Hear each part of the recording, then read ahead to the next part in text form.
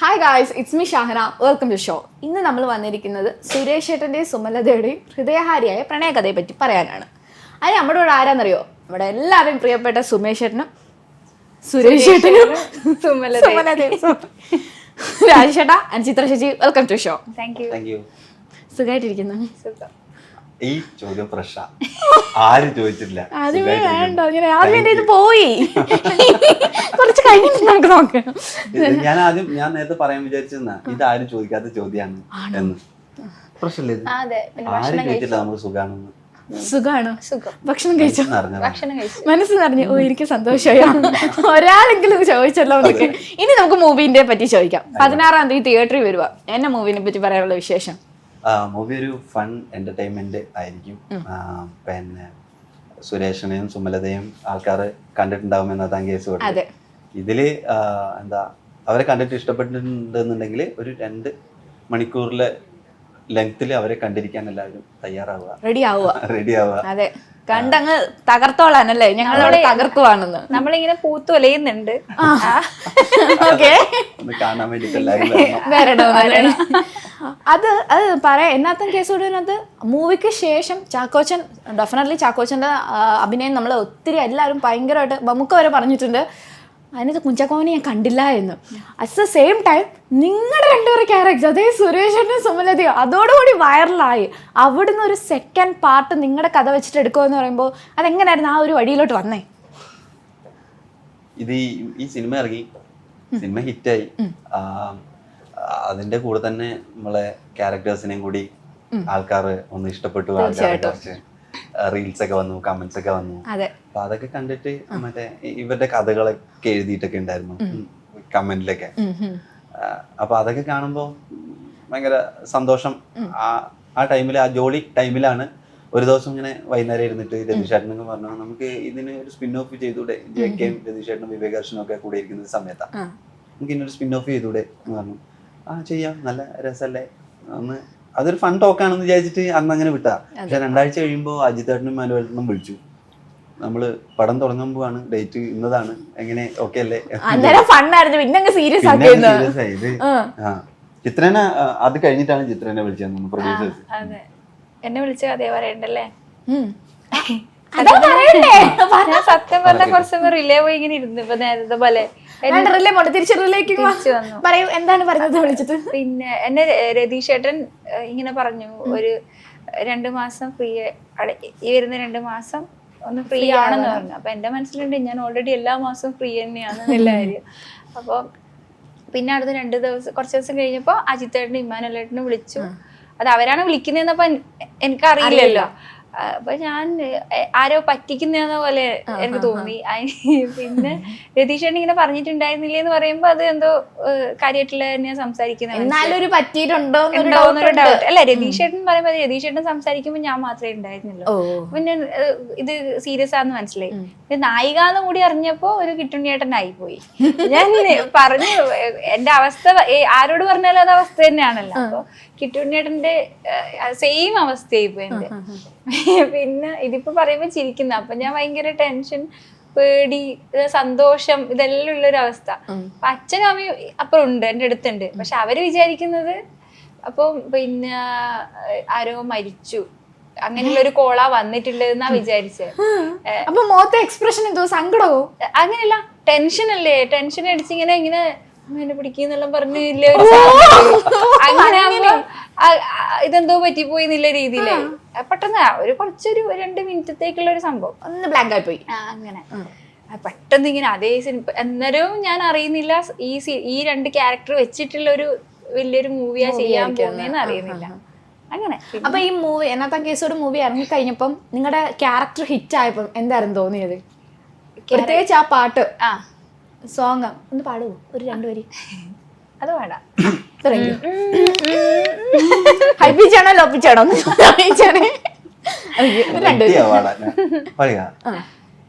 1000 കണ്ണുമായി കാത്തിരുന്നു നിന്നെ ഞാൻ, എന്നിൽ നിന്നും പറന്നൊരു പൈങ്കിളി മലർത്തേൻ കിളി പൈങ്കിളി മലർത്തേൻ കിളി.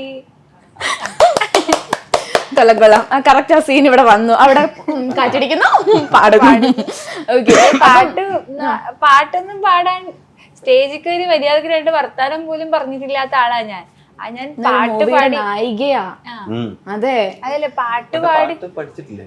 ഉണ്ട്, പഠിച്ചിട്ടുണ്ട്. ഇപ്പൊ ഈ പാട്ട് പാടാൻ പഠിച്ചു, അക്ഷരത്തെറ്റില്ലാണ്ട് പാടാൻ പഠിച്ചു. അങ്ങനെയല്ലേ, പാട്ടൊന്നും എനിക്ക് അറിയുന്ന കാര്യമൊന്നുമല്ല. ഞാനിപ്പോ ചിത്ര ചേച്ചിന്റെ കൂടെ പാടിയാലും സുജാത ചേച്ചിയുടെ കൂടെ പാടിയാലും അവരെക്കാട്ടിലും നന്നായി പാടുന്ന പോലെ തോന്നും. പക്ഷെ അത് ഓഫ് ചെയ്താ അറിയില്ല, ഞാൻ എന്റെ അവസ്ഥയായിരിക്കുന്നില്ല കാര്യം. അങ്ങനെയുള്ളൊരു പാട്ടുകാരിയാ ഞാൻ. ഞാൻ ഇങ്ങനെ എന്റെ വോയിസിൽ ഒരു പാട്ട് പാടി ഇത്രയും നല്ല പാടി വെച്ചൊരു പാട്ട് ഞാൻ പാടുന്നല്ലോ സ്വപ്നത്തിൽ പോലും കാണുന്നില്ല. പിന്നെ ഈ സീനും സത്യത്തിൽ എന്തായിരുന്നു ചോദിച്ചേ? ചോദ്യം എന്താന്ന് വെച്ചാല് നിങ്ങളുടെ പാട്ട് ഉൾപ്പെടെ നിങ്ങൾ ഹിറ്റായി എന്നത്തെ കേസ്. അപ്പൊ എന്തായിരുന്നു ഫീലിങ്സ്, അപ്പൊ ഞാൻ പറയാം. അപ്പൊ ഈ പാട്ടില്ലേ, ഈ പാട്ട് പാടാനുള്ള ഇത് കിട്ടി. അതുപോലെ ആ ക്യാരക്ടർ ഇത്ര ഹിറ്റ് ആവുമെന്ന് ഞാൻ വിചാരിച്ചിട്ടില്ല. ആ ക്യാരക്ടർ എല്ലാരും തിയേറ്ററിൽ ചിരിച്ചില്ലേ, തിയേറ്ററിൽ നിന്ന് ഇത് ചിരിക്കാനുള്ള ഒരു എലമെന്റ് അതിലുണ്ട്. ഞാൻ അങ്ങനെ ചെയ്തു വെച്ചിട്ടില്ല എന്നല്ല, ഞാനത് ചെയ്യുമ്പോ സംശയം ഉണ്ടെന്ന് തോന്നുന്നു. ഭയങ്കര സീരിയസ് തമാശ എന്നായിരുന്നു ചിത്രയുടെ ആദ്യത്തെ സംശയം. ആണോ? ഇതിനെ ഞാൻ ഭയങ്കര സീരിയസ് ആയിട്ട് ഞാൻ ചെയ്തു. ശരിക്കും ചിരിച്ചു. നിങ്ങൾ രണ്ടുപേരെയും ആ ഒരു പേര് ശരിക്കും നല്ലപോലെ നമുക്ക് ചിരി വന്നു. കാരണം ആ സിനിമയിൽ ഈ കഥേന്റെ പോക്ക് എങ്ങനെയാണെന്നും എന്റെ ക്യാരക്ടർ എത്രത്തോളം ഉണ്ട് എന്നും എനിക്ക് അറിയില്ല. പക്ഷെ ഈ സിനിമയില് നിങ്ങൾ മാത്രമാണ്. അപ്പൊ ഇതെങ്ങനെ, ഐ മീൻ കൊറേ ആൾക്കാരുണ്ട് നിങ്ങളെ വെച്ചിട്ടല്ലേ നായകനും വന്നേക്കുന്നേ. അതെന്തെങ്ങനെയൊക്കെ അപ്പൊ ബാക്കിയുള്ളവരുടെ ബോളന്മാര് അല്ല, ഞാൻ ഉദ്ദേശിച്ചത് ഈ സിനിമയില് നായകൻ ആണോ? അതെ,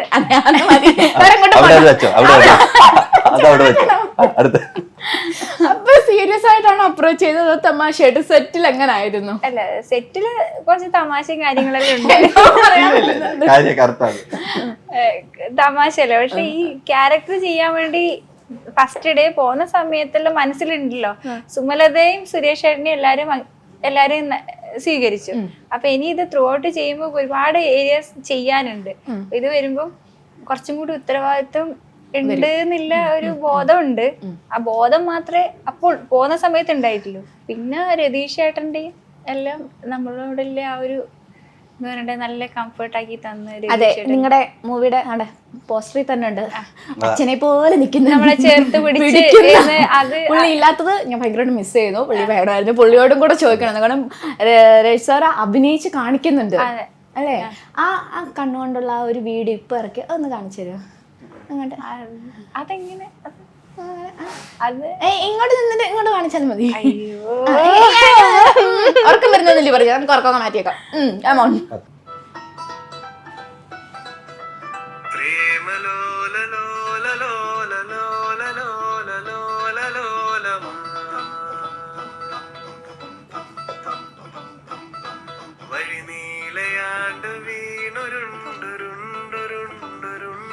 എനിക്ക്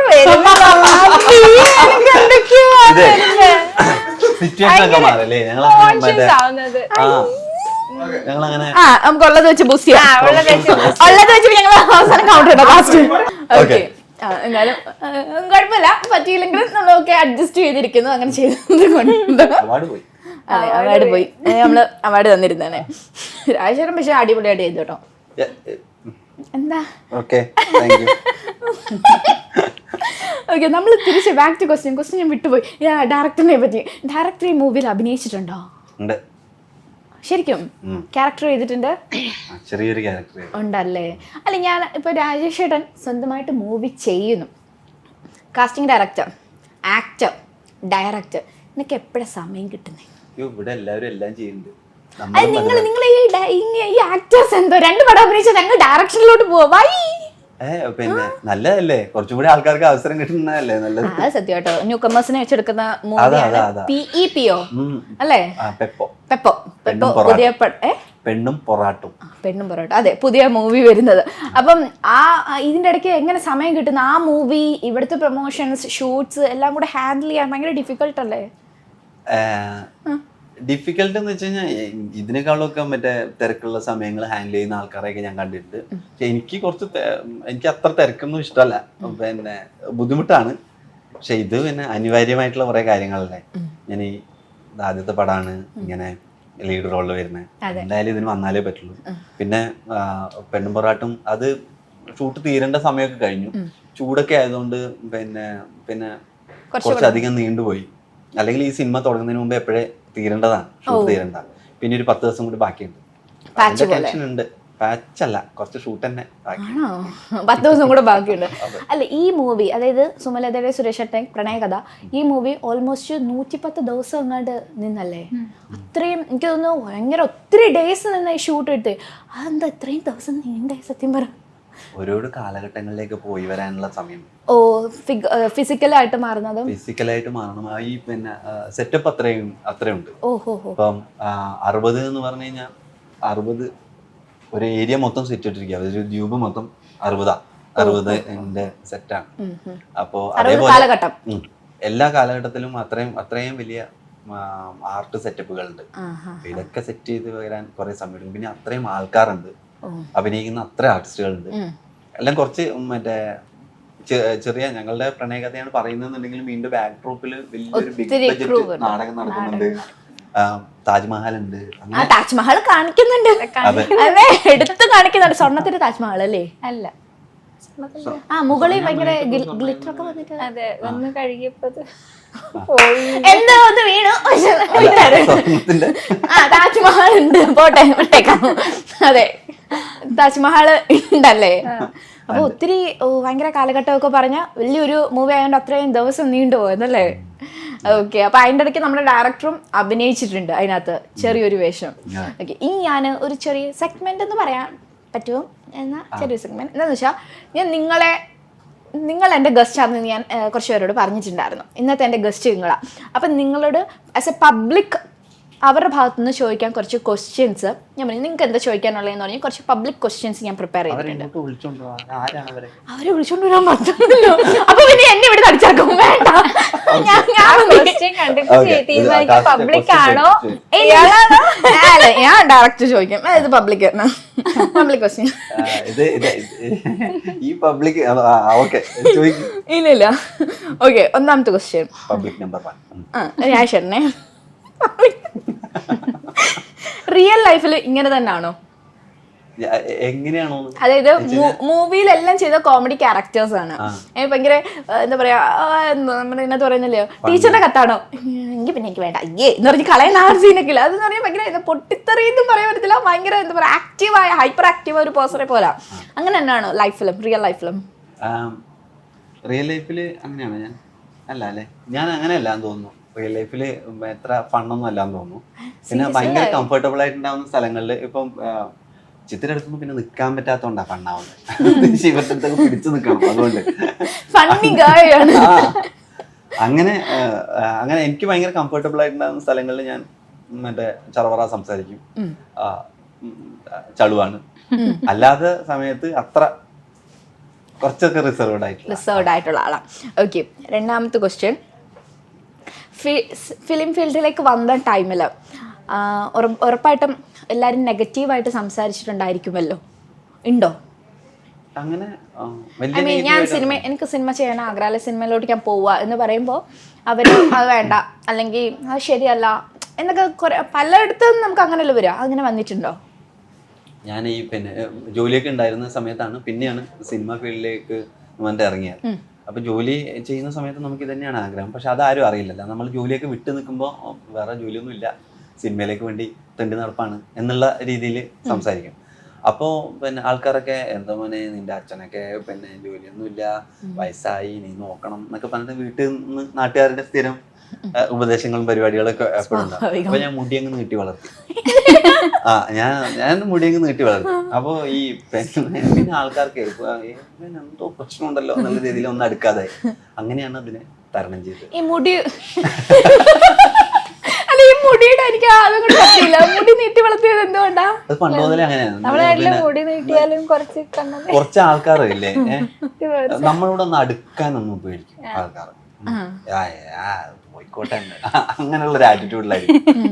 അപ്പൊ ഞാൻ മുടി നല്ലോണം നീട്ടി വളർത്തിയിട്ടുണ്ട്. അപ്പൊ നാട്ടുകാരൊക്കെ എന്നെ മറ്റേ നല്ലൊരു പയ്യൻ, വലിയ കുഴപ്പക്കാരനൊന്നും അല്ലാത്തൊരു പയ്യൻ എന്നുള്ളൊരു average, mister perfect. Mister perfect ഒന്നുമില്ല, അത് ചെറിയ അവറേജിൽ താഴൂല അങ്ങനത്തെ ഒരു പയ്യൻ, അങ്ങനെയൊക്കെ കണ്ടിരുന്നതാണ് തന്നെ. അപ്പൊ ഞാൻ ഈ മുടിയൊന്നും വളർത്തുന്ന അവര് സ്വപ്നത്തിൽ വിചാരിച്ചിട്ടുണ്ടാവില്ല. ഞാൻ ഇങ്ങനെ നീണ്ട മുടിയൊക്കെ ആയിട്ട് മറ്റേ അങ്ങനെ കണ്ടു കഴിഞ്ഞാൽ അങ്ങനെ മിണ്ടാനും തോന്നാത്ത പോലത്തെ ആയിട്ടാണ് കുറച്ചു കാലം നാട്ടിൽ നടന്നത്. അപ്പൊ അവർക്ക് കുറച്ച് ആൾക്കാർക്ക് നീ ഇവനെന്തോ പിന്നെ ഇനി എന്തെങ്കിലും ചെയ്യോ, ഈ സാധനം തിന്നോ, അങ്ങനെ തോന്നിയിട്ട് മിണ്ടാതായി. അങ്ങനെയാണ് അതിനെ തരണം ചെയ്തത്. ശരി, നല്ല തരണം ചെയ്യലായിരുന്നു. ഇതേ അവസരം പലരും ഉപയോഗിച്ചിട്ടുണ്ട്, പണ്ട് മുതലേ ഉണ്ട്. മറ്റേ പണ്ട് മുകുന്ദന്റെ ഇതിൽ കൂട്ടം തെറ്റി മെയ്യുന്നവർ ഒരു നോവലുണ്ട്. അതിലും നായകൻ ഇതേ പ്രശ്നം, മുടി വളർത്തിയതുകൊണ്ട് ആൾക്കാർ മറ്റേ അവനോട് സംസാരിക്കുന്നില്ല. ഓക്കെ, ഞാൻ മിണ്ടുന്നില്ല എന്നൊക്കെ പറഞ്ഞല്ലേ. ഇങ്ങനെ ഒരു അവസരം എപ്പോഴെങ്കിലും ചേച്ചിക്ക് ഉണ്ടായിട്ടുണ്ടോ? ഏത്? മുടി വളർത്തുന്നതല്ല, മുടി വെട്ടിയതാ അവള്. മുടി വളർത്തുന്നതല്ല, സിനിമയിലേക്ക് വരുവാന്ന് പറഞ്ഞപ്പോ ഓപ്പർച്യൂണിറ്റി കിട്ടിയപ്പം ഫസ്റ്റ് പടം ചേച്ചിയുടെ ഏതായിരുന്നു? ഞാൻ ആറാട്ട്. ആറാട്ട് എന്ന മൂവിയിലേക്ക് ഫസ്റ്റ് ടൈം വന്ന സമയത്ത് ഇതേപോലെ എനിക്ക് ഓപ്പർച്യൂണിറ്റി കിട്ടി എന്ന് പറഞ്ഞപ്പോ എങ്ങനെയായിരുന്നു എല്ലാവരുടെ റിയാക്ഷൻ? ഞാൻ ആരോടും പറഞ്ഞിട്ടില്ല സത്യം പറഞ്ഞാൽ. ജൂനിയർ ആർട്ടിസ്റ്റ് ആയിട്ട് ഞാൻ പോയിട്ടില്ലേ, ഞാൻ ആരോടും പറഞ്ഞിട്ടില്ല. ഒരു ഫോട്ടോ പോലും ഞാൻ പോസ്റ്റ് ചെയ്തിട്ടില്ല. എന്നെ അറിയുന്നവർ ആ സിനിമ കണ്ടപ്പോ ഇങ്ങനെ ഫോട്ടോ അയച്ചത് വട്ടം വരച്ച് ഇങ്ങനെ ഇത് നീ അല്ലേ എന്ന് ചോദിച്ച് ഇങ്ങനെ വന്നല്ലാതെ ഞാൻ ആരോടും പറഞ്ഞിട്ടില്ല. പിന്നെ ഞാനിങ്ങനെ സിനിമേന്റെ പുറകിൽ പോകുന്നുണ്ട് എന്ന് ഇങ്ങനെ അറിഞ്ഞറിഞ്ഞ് തുടങ്ങിയപ്പോ ഇങ്ങനെ കേസോട് വന്നു. അപ്പം ആൾക്കാരോട് മുടി വെട്ടിയെല്ലാം സമയത്ത് ഞാൻ ഇതിന് വേണ്ടിട്ടാ വെട്ടിയൊന്നും ആർക്കും അറിയില്ല. അപ്പം മുടി മുറിച്ച് കഴിഞ്ഞാൽ ഒരുപാട് ആൾക്കാർ എന്നോട് ഇങ്ങനെ സ്നേഹത്തോടെ ശാസിക്കുമല്ലോ, അങ്ങനെ നീ ഇങ്ങനെ വലിയ മുടി ഒരു വീക്ക്നെസ് ആണ് അങ്ങനെയെല്ലാം അങ്ങനെയെല്ലാം പറഞ്ഞു. പക്ഷെ അപ്പോൾ ഞാനിങ്ങനെ പറഞ്ഞില്ല ഈ സിനിമക്ക് വേണ്ടിയിട്ടാന്ന് പറഞ്ഞില്ല. അപ്പൊ സിനിമക്ക് ഇപ്പോഴും നമ്മളെ നാട്ടിലെല്ലാം അവരെ നമ്മുടെ കയ്യെത്താത്ത ദൂരത്തിൽ ഒരു ഇതായിട്ട് തന്നെയാണ് കാണുന്നില്ലേ. അപ്പൊ അതിൻ്റെതായ കുറച്ച് ബുദ്ധിമുട്ടിലാണ് അവർ സംസാരിക്കുകയും ചെയ്യല്. പിന്നെ ഈ കാരണം സിനിമ എന്ന് പറയുമ്പോ ഒരു അതിന്റെ നല്ല വശങ്ങളെക്കാട്ടി മോശമായിട്ടുള്ള കാര്യങ്ങളാ കേട്ടിട്ടുള്ള. അതിലേക്ക് ചെന്നാലേ ഇത് സിനിമ വേണമെന്നില്ല, എല്ലായിടത്തും ഈ ഒരു ഇതുണ്ട് എന്നില്ല. അങ്ങനെ പിന്നെ ഇത് വന്ന സമയത്ത് എല്ലാരും ഈ പറഞ്ഞവരെല്ലാം നല്ല രീതിയിൽ രണ്ടുപേരുടെ ലൈഫിൽ എല്ലാരും ഭയങ്കര ഈ നെഗറ്റീവ് പറഞ്ഞവരെല്ലാം പോസിറ്റീവ് ആയിട്ട് പറയുന്നു അല്ലേ? ഓക്കെ, അതൊരു ക്വസ്റ്റ്യൻ ആയിരുന്നു കേട്ടോ. ഇനി ചേട്ടനോടെ, അതായത് എന്നാത്താൻ കേസോട് മൂവിക്ക് ശേഷം, ഇത് പ്രത്യേകം എൻ്റെ ഒരു ഫ്രണ്ട് എനിക്ക് എഴുതി തന്നതാണ്, ചോദിക്കണമെന്ന് പറഞ്ഞു. എന്നാത്താൻ കേസോട് മൂവിക്ക് ശേഷം ഗേൾസിൻ്റെ അടുത്ത് നിന്ന് പ്രപ്പോസൽ, ലവ് ലെറ്റേഴ്സ് ഒക്കെ കിട്ടിയിട്ടുണ്ട് സുരേഷ് ചേട്ടന്? ഓ ഇല്ല, ഒന്നും കിട്ടിയിട്ടില്ല. ഇൻസ്റ്റാഗ്രാമിൽ പോലും മെസ്സേജ് കിട്ടിയില്ല? ഇല്ല, ഇങ്ങനെ പിന്നെ ഇങ്ങനെ കമന്റുകളൊക്കെ ഉണ്ടാവും എന്തെങ്കിലുമൊക്കെ. അതും അങ്ങനെ പ്രോമിസിംഗ് ആയിട്ടുള്ള കമന്റുകളൊന്നുമില്ല. പ്രോമിസിംഗ് ആയിട്ടുള്ള കമന്റ് ആണ് കിട്ടാത്തത്. അപ്പൊ വേറെ കമന്റ്സ് കിട്ടിയിട്ടുണ്ട്. അല്ല പിന്നെ കൊള്ളാല്ലേ ചേട്ടൻ, ക്രഷാണ് എനിക്ക് എന്നൊക്കെ, അങ്ങനെയൊക്കെ സുരേഷ് ചേട്ടനോട് എനിക്ക് ക്രഷാണ് എന്നൊക്കെയുള്ള അങ്ങനത്തെ കമന്റുകളൊക്കെ കാണാം. അത് പക്ഷെ പബ്ലിക് ആയിട്ടുള്ള കമന്റുകളാണ്, അങ്ങനെ പേഴ്സണൽ ആയിട്ട് അങ്ങനെ ലെറ്ററുകളും പരിപാടികളും ഒന്നും വന്നിട്ടില്ല. വരാം, അതെ വരാം. എന്താണ് വിളിക്കുന്നത്, ആർക്ക് വേണമെങ്കിലും മെസ്സേജ് ചെയ്യാം. Instagram I D Rajesh Madhav അല്ലേ? സുമലതയ്ക്ക് അതെ പബ്ലിക്. ഇനി എന്തെങ്കിലും പബ്ലിക് അക്കൗണ്ട് ആണ്? നമ്പർ കൊടുക്കുന്നോ? നമ്പർ റീപ്പീറ്റ് കൊടുത്തോ? ഞങ്ങള് സീരിയസ് ആയിട്ട് പറയുമ്പോ സുമലതയ്ക്ക് കിട്ടിയിട്ടുണ്ടോ? സുമല ആ ക്യാരക്ടർ ഇഷ്ടപ്പെട്ടു. ഇങ്ങനൊരു പിന്നെ ട്രൂ ലവ് ആണ് എനിക്ക് ആവശ്യമൊന്നുമില്ല, ഞാൻ ആഗ്രഹിക്കുന്നതെന്ന് പറഞ്ഞിട്ട് പിന്നെ മെസ്സേജ് എല്ലാം വന്നിട്ടുണ്ട്. പിന്നെ അങ്ങനെ പറഞ്ഞ പോലെ സുമലതേനെ ആ ക്യാരക്ടറിനെ ഇഷ്ടപ്പെട്ടു എന്നുള്ള രീതിയിൽ വന്നിട്ടുണ്ട്. ഇതും സുമലതയോട് പ്രത്യേകം പറഞ്ഞ് ചെയ്യിപ്പിക്കുന്നതാണ്. അതായത് സ്ലോ സ്റ്റഡി വിൻസ് റേസ്, ആ ഡയലോഗ് ഒന്ന് പറയുമോ? സുമേഷ് ചേട്ടൻ്റെ കെയറിംഗ് ആണ് ആ സംഭവം, ആ ഡയലോഗ്. ഒന്നിക്കാൻ തീരുമാനിച്ചൊരു സ്ത്രീക്കും പുരുഷനും സ്വന്തം ഓട്ടോ അല്ലാണ്ട് വേറെ ഏതാണ് സാറേ കംഫർട്ടായിട്ടുള്ള സ്ഥലമുള്ളത്? സുരേഷ് ചേട്ടൻ ഒരു തിരക്കും ഉണ്ടായിട്ടേ വീട്ടിൽ പോയിട്ട്, എനിക്ക് അത്രയും ഉണ്ടായിട്ടാ. അതുകൊണ്ട് തന്നെ നല്ലോണം മെല്ലയാന്ന് സുരേഷ് ചേട്ടൻ വണ്ടി എടുത്തിട്ടുണ്ടായിരുന്നു. ഒരു 20-25, അല്ലാണ്ട് ഈ വക്കീലിന്റെ സൗകര്യത്തിന് വണ്ടി ഓടിക്കാൻ എൻ്റെ സുരേഷ് ചേട്ടൻ കിട്ടൂല. സുരേഷ് ചേട്ടൻ ഭയങ്കര കെയറിങ് ആണ്. അതാണ് സുരേഷ് ചേട്ടൻ line. Slow study wins the race, അതാണ് എൻ്റെ ലൈൻ. അതെ, അതൊന്നും കൂടെ കിട്ടുണ്ടായിരുന്നു. കറക്റ്റ് അത് പറഞ്ഞു കേട്ടോ, ഭയങ്കര സന്തോഷം. ടീച്ചർ അതെങ്കിലും പറഞ്ഞല്ലോ. അതെ, സുരേഷ് ചേട്ടനോട് അല്ല, രാജേട്ടനോട് ചോദ്യം. അതേതാ കോമിക് ക്യാരക്ടേഴ്സ് കൂടുതൽ കോമിക് ക്യാരക്ടേഴ്സാണ് ചെയ്തുകൊണ്ടിരുന്നത്. ഇപ്പം മിന്നൽ മുരളി, മദനോത്സവം. ഇതിനകത്തൊക്കെ മദനോത്സവമൊക്കെ ഫസ്റ്റ് തിയേറ്ററിൽ പോയി കാണുമ്പോൾ രാജേട്ടനൊക്കെ തിയേറ്ററിലുണ്ടാവും. നമ്മൾ ഒരേ ഷോയാണ് കാണുന്നത്. അവിടെ കയ്യടി ഒന്ന് കണ്ട രാജേട്ടൻ കാണിക്കുന്നത് എന്തൊരു ചെയ്യാന്നറിയോ, ഭയങ്കര. അതേപോലെ ഈ മൂവിയും നല്ല കോമിക് ഹിറ്റ് ആവട്ടെ എന്ന് ആശംസിക്കുന്നു. അതൊരു കാര്യം. രണ്ടാമത് കോമഡി ചെയ്തു, ഇതിൽ നായകനായിട്ടും വരികയും ചെയ്തു. നായകൻ്റെ ഫസ്റ്റ് ക്യാരക്ടറാണ്. ചേട്ടനൊരു വില്ലൻ ക്യാരക്ടർ കിട്ടുവാണെങ്കിൽ, കിട്ടുമോ വിചാരിച്ചു? നല്ല സ്ട്രോങ് വില്ലനായിട്ട് കിട്ടുവാണെങ്കിൽ ഓപ്പോസിറ്റ് നിൽക്കുന്ന ഹീറോ ആര് വേണം? ധനുഷോ? ഇല്ല, കുറച്ച് തമിഴ് വേണ്ട, മലയാളം ഓൾറെഡി കിട്ടി.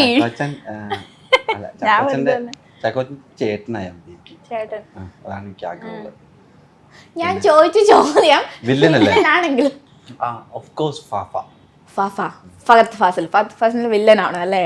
അതെന്താ? എനിക്ക് പുള്ളിനെ ഭയങ്കര ഇഷ്ടമാണ്. പിന്നെ എന്താ ആവേശം കണ്ടോ? എങ്ങനെയുണ്ട് പറയാൻ വാക്കുകൾ?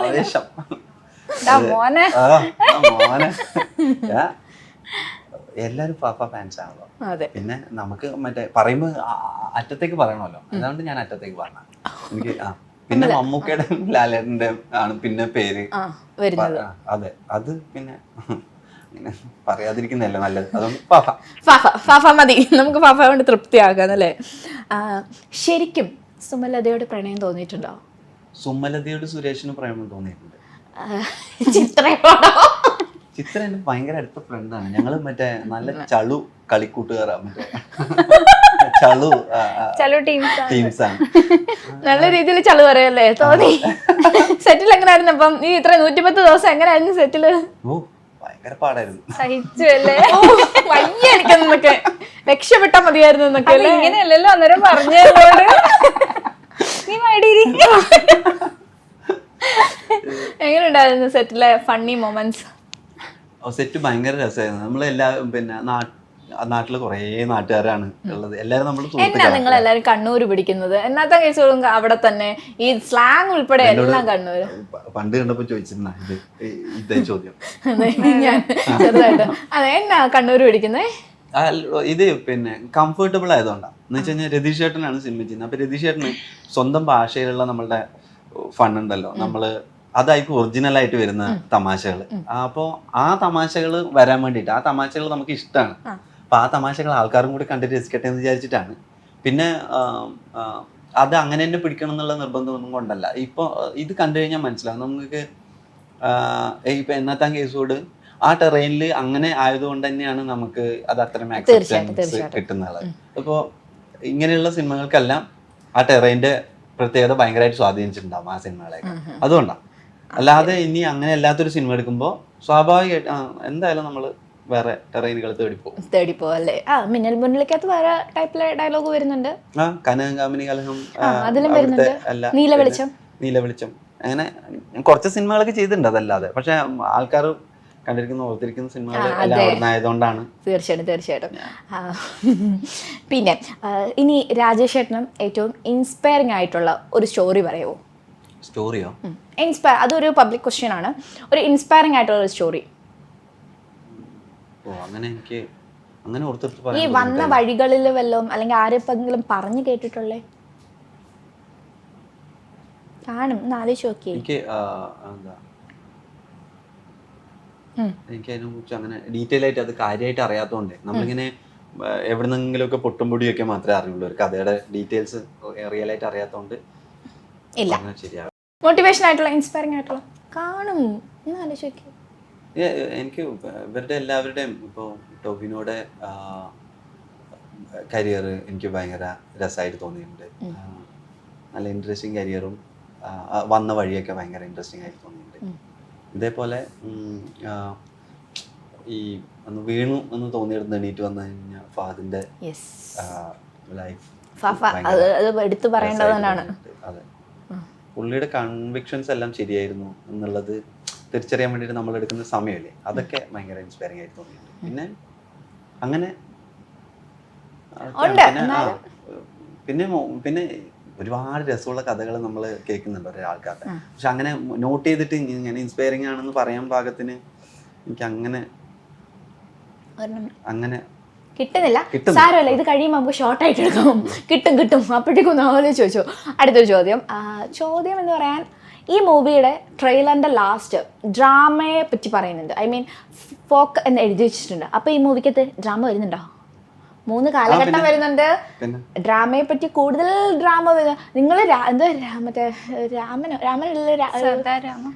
സീതാരാമനായിട്ടൊക്കെ ഒരുങ്ങുന്നുണ്ട്. അതൊക്കെ ഡ്രാമയുടെ ഭാഗമായിട്ടാണോ? ഡ്രാമയുടെ ഭാഗമായിട്ടുള്ള ആണല്ലേ. അപ്പൊ ഇതിനകത്ത് ഡ്രാമയുണ്ട്, കുറെ കാലഘട്ടങ്ങളുണ്ട്, നിങ്ങളുടെ ലവ് സ്റ്റോറി ഉണ്ടല്ലേ. സംഭവം വലിയൊരു സംഭവം തന്നെ. സംഭവമാണത്. അതെ, കണ്ടു കഴിഞ്ഞാൽ അത് അറിയത്തുള്ളൂ. ചെയ്തതിനകത്ത് ഇഷ്ടപ്പെട്ട ക്യാരക്ടർ ഏതാ? ചെയ്ത മൂവീസ് എനിക്ക് കുറെ ക്യാരക്ടേഴ്സ് ഇഷ്ടമാണ്. ഓഫ് കോഴ്സ് സുരേഷ് ഏട്ടൻ എനിക്ക് ഭയങ്കര ഇഷ്ടമാണ്. പിന്നെ 1744 പിന്നെ 1744 വൈറ്റ് ഓൾട്ടോ എന്ന് പറഞ്ഞ സിനിമയിലൊരു ക്യാരക്ടർ ചെയ്തിട്ടുണ്ട്, സെൻ ആക്ടയുടെ സിനിമയിൽ. അത് ഭയങ്കര ഇഷ്ടപ്പെട്ടാണ്. റാപ്പിഡയിലത്തെ ക്യാരക്ടർ ഭയങ്കര ഇഷ്ടമാണ്. മദനോത്സവത്തിലെ ക്യാരക്ടർ ഭയങ്കര ഇഷ്ടമാണ്. മഹേഷിന്റെ പ്രതികാരവും കൂടെ പറയാം. അത് അതെല്ലാം കൂടി പറഞ്ഞു നിർത്താം. അതെ, അതുകൂടെ പരാതി വേണ്ടല്ലോ എന്നല്ലേ. മഹേഷിന്റെ പ്രതികാരം അതിൽ ഡയലോഗ് ഇല്ല. എനിക്ക് തോന്നുന്നു രാശന്റെ ആദ്യത്തെ വർക്കല്ലേ അത്. അഭിനയിക്കുന്നേ, ഡയലോഗ് ഇല്ല, ജസ്റ്റ് കണ്ണുകൊണ്ട് മാത്രം ചെയ്ത് അവസാനം ജയ ഹേ എന്നൊരു പാട്ട് മാത്രമേ ഉള്ളൂ അവിടെ. പക്ഷെ ശരിക്കും ഭയങ്കരമായിട്ട് അതെനിക്കൊന്ന് അതിന്റെ പേരിൽ സ്റ്റിക്കേഴ്സ് ഒക്കെ ഇറക്കിയിട്ടുണ്ടായിരുന്നു അല്ലേ. പിന്നെ ഇതും സ്റ്റിക്കേഴ്സ് ഇറക്കിയിട്ടുണ്ട്. എന്റെ കയ്യിലൊക്കെ സ്റ്റിക്കർ ഉണ്ട് കേട്ടോ ഫോണില്. അപ്പൊ ഒത്തിരി ക്യാരക്ടേഴ്സ് ഉണ്ടല്ലേ. പലതും ആലോചിക്കുമ്പോ പലതരം എല്ലാം ഭയങ്കര ഇഷ്ടമാണ്. എന്റെ ചെയ്തതൊക്കെ ഭയങ്കര ഇഷ്ടപ്പെട്ട സാധനങ്ങളാണ്. എനിക്ക് സുരേഷ് ഏട്ടനോടൊരു സ്നേഹം കൂടുതലുണ്ട്. കാരണം അതെന്നെ കരിയറിന് ഭയങ്കരമായിട്ട് വേറെ രീതിയിലാക്കി. അതുപോലെ തന്നെ നിങ്ങളുടെ നമ്മുടെ പൂജയുടെ സമയത്തുള്ളത് അതുകൊണ്ട് ഈ ഫോട്ടോ തന്നെ നോക്കിയാൽ മതി. ആദ്യമേ ഒരു ഡാൻസ് വീഡിയോ ഇറങ്ങി, ഫോട്ടോ ഇറങ്ങി, എല്ലാവരും വിചാരിച്ച് നിങ്ങളുടെ കല്യാണം കഴിഞ്ഞു. ഒരു കോൺട്രവേഴ്സി പോലെ അത് പുറത്ത് നല്ലപോലെ വന്നിട്ടുണ്ടായിരുന്നു. അതിനെപ്പറ്റി എന്തായിരുന്നു രണ്ടുപേർക്കും പറയാനുള്ള? ഞങ്ങള് കല്യാണം കഴിഞ്ഞിട്ടില്ല.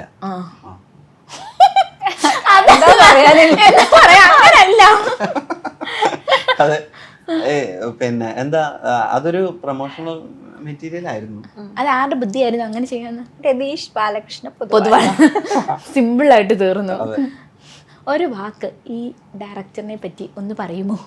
ഒരു വാക്കെന്നല്ല, നിങ്ങളുടെ from the bottom of your hearts പറയൂ. എന്ത് പറയാ, വാക്കുകളില്ല സത്യം. മിടുക്കനാണ് ആള്. ഒന്നുകൂടെ ശ്രമിച്ചു കഴിഞ്ഞാൽ കുറച്ചുകൂടെ ഉയരങ്ങളിലേക്ക് എത്താൻ പറ്റുന്ന കാലിബറുള്ള ഒരു കഴിവുള്ള ഒരു വ്യക്തിയാണ്. അത് വേണ്ട, അത് ഓക്കെ, അത് നമ്മൾ ഓൾറെഡി സ്വീകരിച്ചതാണ്. അല്ലാതെ ഈ 110 ദിവസം ഈ മൂവിക്ക് വേണ്ടി എന്നാത്താൻ കേസുവിന് വേണ്ടി എത്ര ദിവസമായിരുന്നു രണ്ടുപേരും ചെലവഴിച്ചത്? ഞാൻ 8 ദിവസം. അവിടെ എന്നാത്താൻ കേസുകൊണ്ട് വേണ്ടിട്ട് മാസങ്ങളോളം ആണ്. എല്ലാം കൂടെ ഒരു രാശനെ വെച്ച് നോക്കുമ്പോൾ 100-200 ദിവസങ്ങൾ, ചിത്രേശനെ വെച്ച് നോക്കുമ്പോൾ 150 ദിവസം കൂട്ടിക്കോ. ഒരു റൗണ്ട് ഫിഗർ ഞാൻ പറഞ്ഞു. ഇത്രയും ദിവസം ഒരു ഡയറക്ടറിനോട് വർക്ക് ചെയ്യുമ്പോൾ പറയാൻ ഇത്രേ ഉള്ളോ? ഞാൻ രതീഷേട്ടൻ്റെ കൂടെ വർക്ക് ചെയ്യുന്ന കാലയളവ് മൊത്തം കൂട്ടിക്കഴിഞ്ഞാൽ ഏകദേശം 2 വർഷമൊക്കെ വരുമായിരുന്നു. കുറെ രണ്ട് ഈ സിനിമ മുമ്പത്തെ എന്നാത്താൻ കേസുകൾ എല്ലാ സിനിമയിലും ഞാനുണ്ട്. അപ്പൊ എനിക്ക് കുറെ കാലങ്ങളായിട്ട് വർക്ക് ചെയ്തിട്ടുണ്ട്. അപ്പൊ പുള്ളിനെ കുറിച്ച് ഞാൻ എന്തെങ്കിലും പറഞ്ഞു കഴിഞ്ഞാൽ പുള്ളി വെറുതെ തുപ്പ് എന്നെ. വെറുതെ എന്തിനാണ്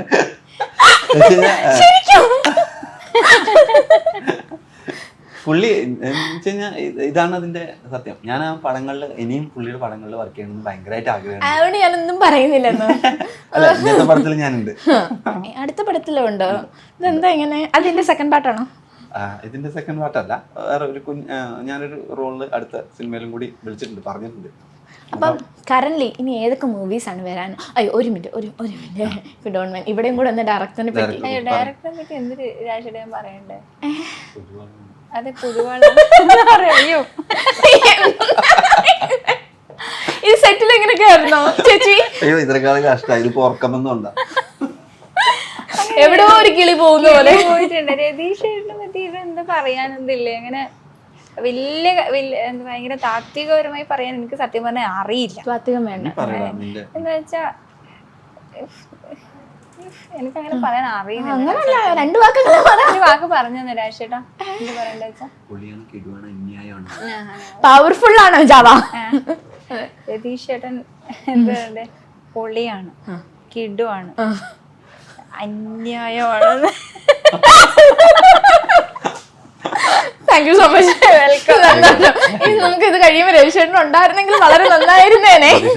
ഒറ്റ ധൈര്യത്തില് ഇതൊക്കെ പറയുന്നത് ഇരുത്തിക്കൊണ്ട് വേണം ചോദിക്കാൻ, എന്നാലേ ഹൈലൈറ്റ് വരൂ. ഓക്കെ, രാജേട്ടൻ ഇനി വരാനിരിക്കുന്ന മൂവീസ് ഇതല്ല രവിസാറിന്റെ കൂടെ അല്ലാതെ വേറെ? ഇനിയിപ്പം ഇറങ്ങാനുള്ള കുറച്ച് പടങ്ങളുണ്ട്. നമ്മുടെ പടമുണ്ട്, പിന്നെ അതിന് പേര് ഇപ്പോഴും പുറത്തു വിട്ടിട്ടില്ല. അതിന്റെ അങ്ങനെ ഒരു പടമുണ്ട്. പിന്നെ ഹെർ ഗിർ ഉണ്ട്. പിന്നെ ഇനിയിപ്പോ ഷൂട്ട് ചെയ്യാനൊക്കെ ഉള്ളത് മരണമാസ്.